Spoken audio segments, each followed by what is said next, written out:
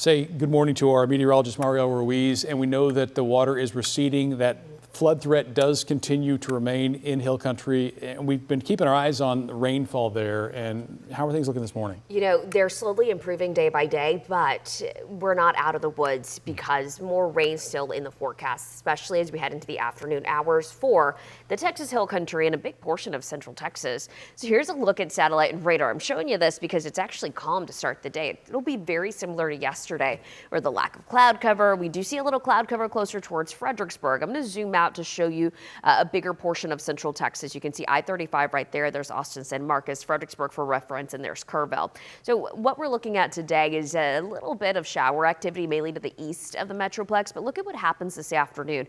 We're going to see a little cloud cover, but at about 2 in the afternoon, we're still dealing with a lot of moisture. We're still dealing with temperatures that are climbing, and that's enough to pop up some showers. So this particular model does bring in an isolated shower, isolated thunderstorm in Kerr County this afternoon. So we are expecting the isolated to scattered showers and storms, isolated pockets of heavy rainfall as well.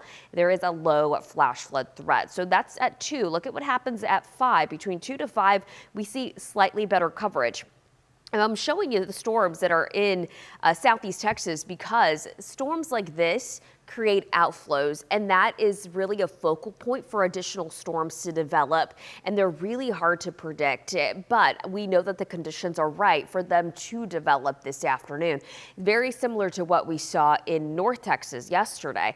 So this is about 7. You still see the activity in the area, and then after the sun sets, a lot of these storms lose their energy and a lot of it starts to clear out. So the flash flood potential today does remain low. It's not completely zero, and the reason that it's low is, again, because of that added activity. Saturated soils at this point, any additional rain, Kara, is just not going to fare well, and it tends to run off quickly into those swollen already rivers and streams.